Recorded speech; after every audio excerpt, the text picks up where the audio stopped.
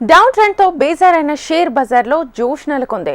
ప్రతీకార సుంకాల నుంచి ఎలక్ట్రానిక్స్ ను మినహాయిస్తున్నట్లుగా అమెరికా ప్రెసిడెంట్ డొనాల్డ్ ట్రంప్ ప్రకటించడం స్టాక్ మార్కెట్లో ఉత్తేజాన్ని నింపింది.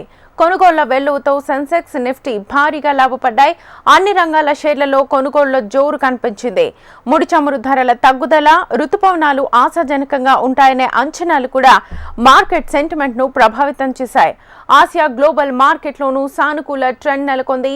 మొత్తం మీద సెన్సెక్స్ 1577 పాయింట్ల లాభంతో 76,734 పాయింట్ల వద్ద ముగియగా 509 పాయింట్లు పెరిగిన నిఫ్టీ 23,338 పాయింట్ల వద్ద క్లోజ్ అయింది.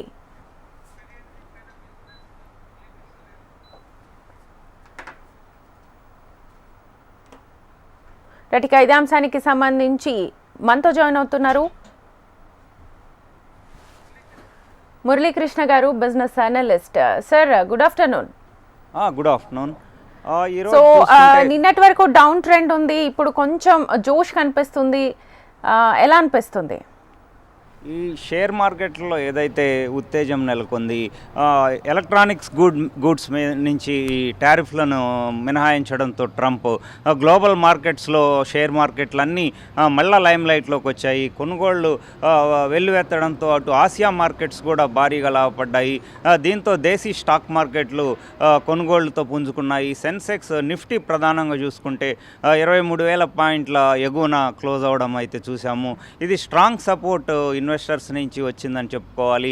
ఎలక్ట్రానిక్స్ని ఈ రెసిప్రోకల్ టారిఫ్స్ నుంచి మినహాయించడంతో ఇతర ప్రోడక్ట్స్ మీద కూడా మినహాయింపులు ఉంటాయనే అంచనాలు వెల్లువెత్తాయి. దీంతోపాటు మనకి ఇక్కడ దేశీయంగా చూసుకుంటే సానుకూల ఋతుపవనాలు ఉంటాయనే అంచనాలు, అట్లాగే ముడి చమురు ధరలు దిగి రావడము, మరోవైపు డాలర్ బలహీనపడడంతో ఎమర్జింగ్ మార్కెట్స్, ఇండియా వంటి ఎమర్జింగ్ మార్కెట్స్ వైపు ఇన్వెస్టర్లు మొగ్గు చూపుతున్నట్టుగా తెలుస్తోంది. ఎఫ్ఐఐలు కూడా కొంత కొనుగోళ్లకు ఇంట్రెస్ట్ చూపడం అనేది ప్రధానమైన ట్రెండ్గా చెప్పుకోవచ్చు. Right, thank you.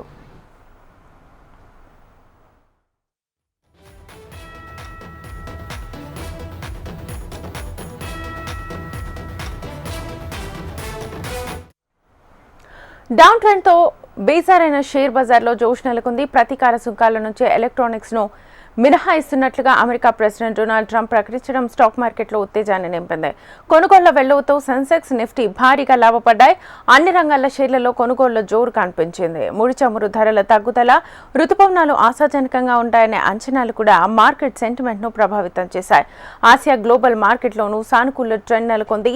మొత్తం మీద సెన్సెక్స్ 1577 పాయింట్ల లాభంతో 76,734 పాయింట్ల వద్ద ముగియగా 509 పాయింట్లు పెరిగిన నిఫ్టీ 23,338 పాయింట్ల వద్ద క్లోజ్ అయింది.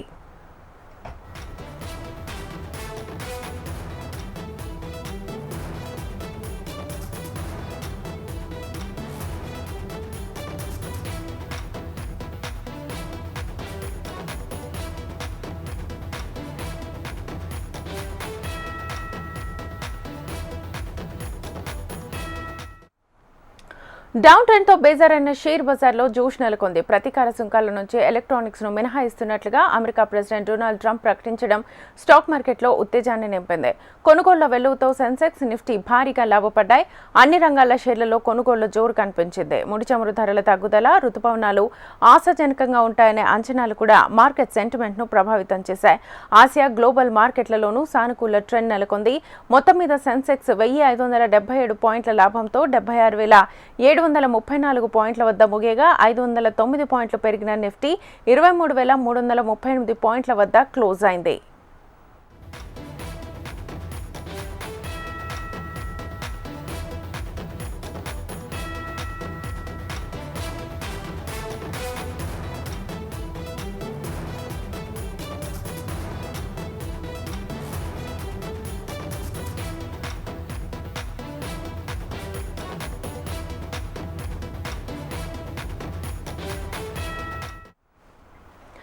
ఇక డౌన్ ట్రెండ్ తో బేజారైన షేర్ బజార్లో కొత్త జోష్ అయితే నెలకొంది. ఇదే అంశానికి సంబంధించి మనతో జాయిన్ అవుతున్నారు ప్రభు గారు, business analyst. Sir, good afternoon. Good afternoon అండి. సో ఇప్పుడు ఈ సుంకాల నుంచి ఎలక్ట్రానిక్స్ ను మినహాయిస్తున్నట్లుగా అమెరికా ప్రెసిడెంట్ ప్రకటించడం ఒక కారణం కావచ్చు అంటారా స్టాక్ మార్కెట్లో ఈ కొత్త జోష్ కనిపించడానికి? ఇది చైనాలో రేర్ ఎర్త్ మెటల్స్ ఉన్నాయి. ఆ మెటల్స్ 95% ఏ కంట్రీ అయినా వాళ్ళ దగ్గర నుంచి తీసుకోవాల్సిందే. ఆ మెటల్స్ ఎక్కడ వాడతారు? కంప్యూటర్స్ లో, టెలిఫోన్ దాంట్లో, టెలికమ్యూనికేషన్ లో అన్నిట్లో వాడతారు. కాబట్టి డెఫినెట్ గా ఆ మెటల్స్ అక్కడ కొనాల్సిందే, వాళ్ళ మాట వినాల్సిందే. ఈయన ఏం చేసినా ఏదో అంటే పిచ్చోడి చేతిలో రాయిలాగా ముందు అసలు ఎక్కడి నుంచి మనం ప్రోడక్ట్ తీసుకుంటున్నాం, ఏ కంట్రీ నుంచి తీసుకుంటున్నాం, ఎంత పర్సెంటేజ్ తీసుకుంటున్నాం, అది ఏమి లెక్క పక్క ఏం తెలీదు. టక టరీఫ్లు వేస్తున్నారు. అది కూడా ఎగ్జిక్యూటివ్ ఆర్డరే. ఇది స్టాట్యూట్ కాదు కదా. అది స్టాట్యూట్ పాస్ అవ్వాలంటే హౌస్ ఆఫ్ రిప్రజెంటేటివ్, సెనెట్ లో పాస్ అవ్వాలి, బిల్ పాస్ అవ్వాలి. ఈయన ఎన్ని ఎగ్జిక్యూటివ్ ఆర్డర్లు తెచ్చినా ఈ ఇమీడియట్ గా అంటే షార్ట్ టర్మ్ లో ఏదైనా ఇబ్బంది వస్తుంది, కానీ లాంగ్ టర్మ్ లో బిల్ పాస్ అవ్వదు. ఎట్టి పరిస్థితుల్లో ఈయన పెట్టిన ప్రతిదీ కూడా టీ కప్ లో తుఫానే. ఇది అంతకు ముందు కూడా మనం చెప్పుకున్నామండి. 100% టీ కప్ లో తుఫానే. ఈయన ఎక్కువ ఏంటంటే అందరూ నా మాట వినాలి అంటాడు. అసలు ఎట్లా? యుఎస్ అనేది మ్యానుఫ్యాక్చరింగ్ సెక్టర్ తక్కువ డిపెండ్ అయింది, వేరే కంట్రీస్ మీద డిపెండ్ అయింది, సర్వీస్ సెక్టర్ మీద మాక్సిమం డిపెండ్ అయింది. ఇప్పుడు నేను మ్యానుఫ్యాక్చరింగ్ చేస్తాను అంటే ఎప్పుడు కంపెనీలు ఎప్పుడు పెట్టాలి, ఎప్పుడు చేయాలి? ఈయన ప్రతిది కూడా అడ్డగోలుగా ఉన్నాయి, టిక్క పక్క లేకుండా ఉన్నాయి. అని ఒక పెద్దన్నగా, నెంబర్ 1 కంట్రీగా, నెంబర్ 1 ప్రెసిడెంట్ గా ఈ రకంగా అంటే డీజిటలైజేషన్ అవుతుంది ఆ భయంతోనే ఈ చిందులేస్తున్నాడు. ఎందుకంటే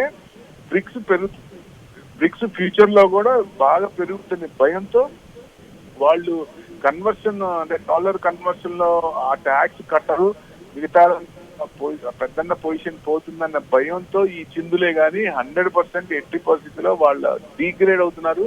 ఆయన చేసిన ట్యాక్స్ టరీఫ్ ట్రెమర్స్ అన్ని అసలు ఏ కప్పులో తుఫాన్ అనుకోవచ్చు. ఎట్టి పరిస్థితుల్లో ఇవి ఉండేవి కాదు. నేను అప్పుడు లాస్ట్ టైమే చెప్పా, ఈయన అన్ని ఇట్లాంటి పనులు చేస్తాడు, అది ఏది నిలబడదు. పొద్దున మన ఇండియన్స్ అక్కడ ఉన్న వాళ్ళని కూడా ఓపీటీ కూడా తగ్గించాలని చూస్తున్నాడు. అది కూడా కుదరదు. అది కూడా కోర్టు మొట్టికాయలేస్తుంది. ప్రతిదీ కూడా కోర్టు మొట్టికాయలు వేసినప్పుడు అవుతున్నాడు, వెనక్కి అవుతున్నాడు. సో ఏదేమైనా ఇప్పుడు మన మార్కెట్ మంచి టైం అనుకోవాలి. ఒక రకంగా ఏంటంటే ఈ రేర్ ఎర్త్స్ మూలంగా ఈ కంప్యూటర్స్ వీటిల్లో అవన్నీ పెరిగినాయి. అంటే కంటిన్యూస్ గా పెరుగుతున్నా అంటే 23,800 వరకు. ఎందుకంటే మనం 26,777 వచ్చినప్పుడు అక్కడి నుంచి 23,300 దాకా పడ్డాం. సో అక్కడి నుంచి మనకు 23,500 అబోవ్ వచ్చినప్పుడు అక్కడ రెసిస్టెన్స్ 23,800 ఉంది కాబట్టి 800 దాకా పోవచ్చు. రేపు కూడా గ్యాప్ అప్పే కావచ్చు నైట్ మార్కెట్ బట్టి, ఏమన్నా మాట్లాడకుండా ఉంటే నెగిటివ్ గా. 800 దగ్గర ఏదైనా కొంచెం ప్రాఫిట్ బుకింగ్ వచ్చి నెక్స్ట్ తీసుకోవచ్చు డెఫినెట్ గా. ఎందుకంటే పాజిటివ్ మ్యాక్రోస్ అన్ని పాజిటివ్ మారినాయి, భయం లేదు. ఆయన ఇంకా ఎన్ని డాన్స్ వేస్తాడు, ఇంకా ఫార్మా మీద అంటాడు. ఫార్మా మీద ఏం చెప్పలేదు.